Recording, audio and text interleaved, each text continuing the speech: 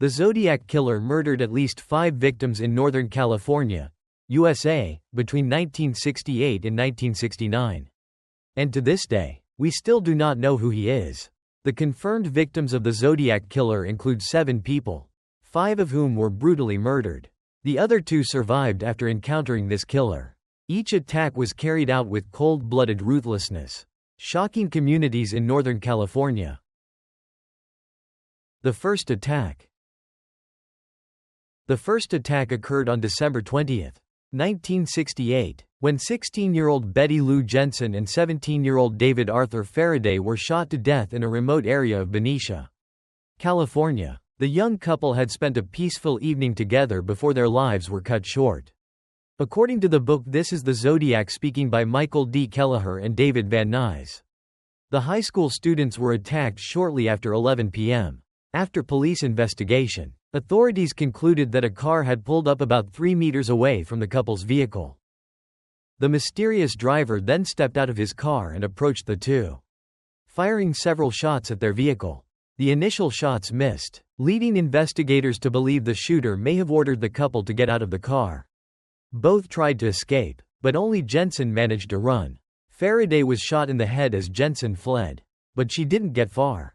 The shooter fired 5 bullets into Jensen's back. Afterward, the killer got into his car and drove away. The second attack. The second attack took place on July 4, 1969, targeting 22-year-old Darlene Ferrin and 19-year-old Michael Renaud Majot at Blue Rock Springs Park in Vallejo, California. Ferrin was shot dead, while Majot survived. The 2 had met at a local restaurant earlier in the day. And despite Ferrin being married, they seemed to have spent most of July 4th together. Ferrin reportedly picked Majot up at around 11:45 p.m. before they drove to a parking lot at Blue Rock Springs, eerily close to the site of the first murder, just 3 kilometers away. Again, another car appeared soon after the couple parked. This time, according to Majot, the driver sat inside his car with the lights off for a while before suddenly driving away. However, just 5 minutes later, the vehicle returned, parking even closer to Ferrin's car. As before, the driver stepped out and approached them, shining a flashlight into their vehicle. Thinking he was a police officer, Majot started reaching for his identification. But almost immediately, the stranger opened fire, hitting both Majot and Ferrin. Panicked, Majot jumped into the backseat while Ferrin slumped forward.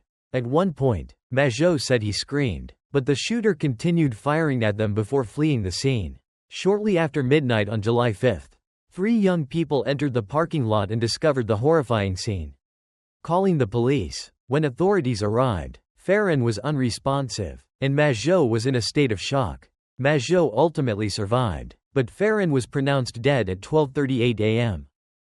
Even more chillingly, just 2 minutes later, at 12:40 a.m., the Vallejo Police Department received a phone call from a nearby payphone near the police station. The caller said, "I want to report a murder. 2 people were shot.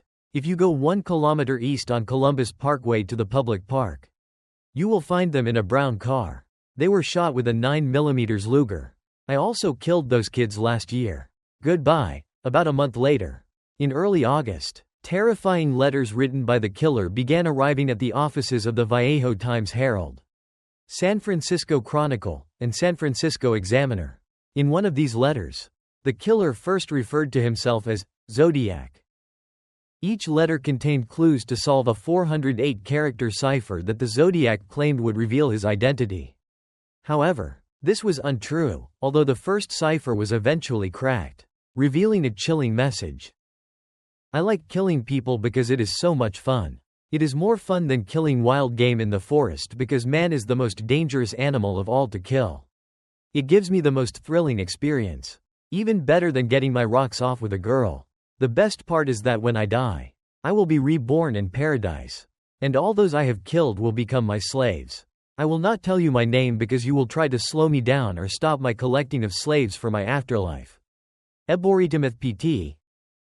In these letters, the Zodiac took credit for both the Blue Rock Springs attack and the Lake Herman Road murders. The third attack. Two people were enjoying a picnic near a lake on a beautiful day. As they were spending time together, they noticed a white male, about 5 feet 10 inches, 1.78 meters, with brown hair approaching them. The man was wearing a black hood, with sunglasses attached, and an apron-like covering at his waist.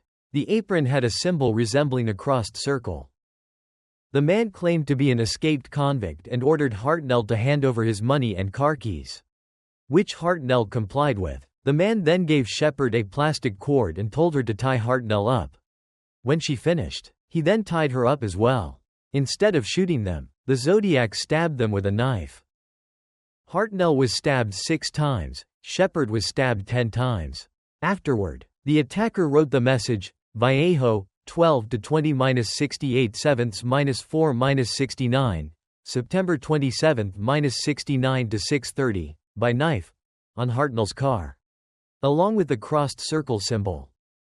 Once again, the killer called the police to report the attack and claim responsibility.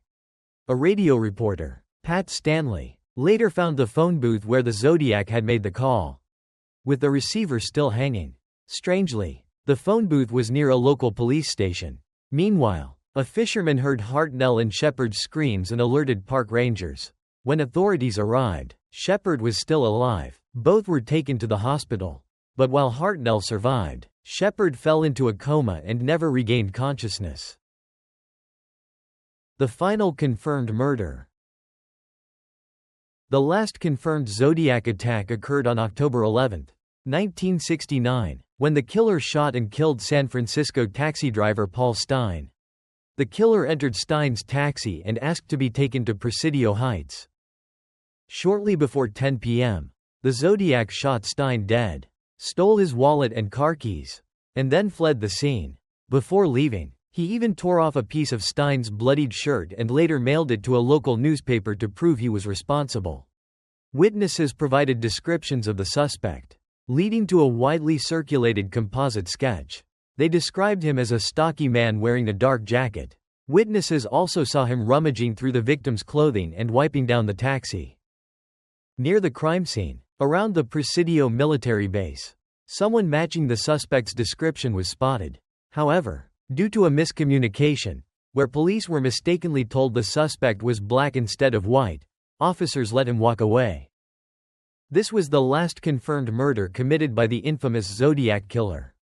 But it was far from the last time his name would be mentioned. Final chapter. The investigation stalled. This case spanned multiple locations and involved numerous law enforcement officials. Of course, things only got worse due to the gruesome cat-and-mouse game the killer played with the police. The first major breakthrough in the Zodiac Killer investigation came when police identified Arthur Lee Allen as a suspect. Allen caught the attention of authorities for several reasons. He had prior legal troubles. His home was near Zodiac's crime scenes. He wore a watch bearing the infamous Zodiac symbol. And he had plans to write a novel about a serial killer who attacked couples and sent letters to the police. However, despite being closely monitored and investigated, there was no conclusive evidence linking Allen to the murders. The lack of concrete evidence and the killer's careful efforts to avoid leaving traces made the investigation even more challenging. The Zodiac Killer's ciphers, including the infamous Z340 cipher, also posed a major obstacle for codebreakers as they tried to decipher the messages in hopes of identifying him. It wasn't until 2020, more than 50 years after the Z340 cipher was sent, that a team of codebreakers finally cracked it. Unfortunately, the message did not reveal the Zodiac Killer's identity but instead contained taunts, such as, "I hope you are having lots of fun in trying to catch me." This only further frustrated investigators.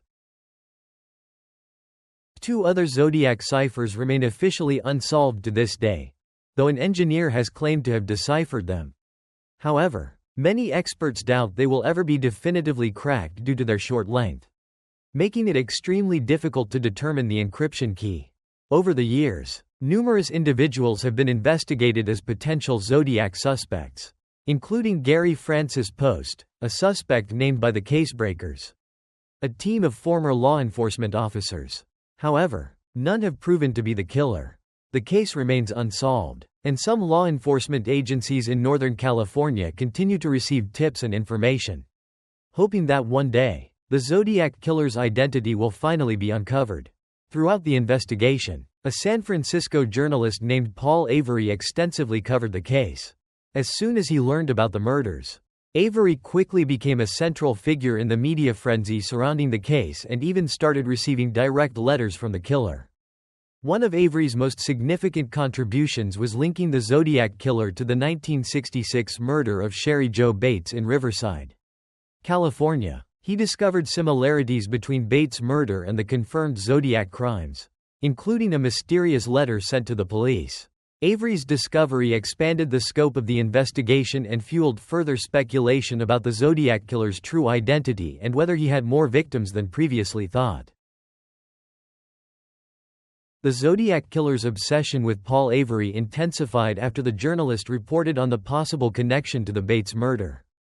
In 1970, Avery received a chilling Halloween card from the Zodiac, seemingly threatening him. Over the years, various individuals have been investigated as potential Zodiac suspects, including Gary Francis Post, a suspect named by the Casebreakers, a group of former law enforcement officials. However, none have appeared to be the culprit.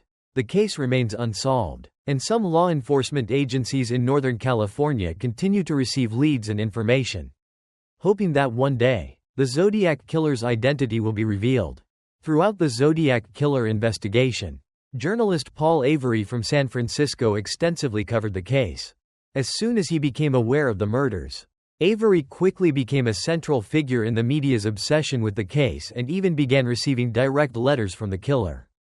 One of Avery's most significant contributions was linking Zodiac to the 1966 murder of Sherry Jo Bates in Riverside, California. He found similarities between Bates' killing and Zodiac's confirmed crimes, including a cryptic letter sent to the police. This discovery expanded the investigation and sparked further speculation about the Zodiac Killer's identity and whether he had killed more victims than previously believed. The Zodiac Killer's fixation on Paul Avery grew stronger after he reported on the possible connection to the Bates murder. In 1970, Avery received a chilling Halloween card from the Zodiac, seemingly threatening him.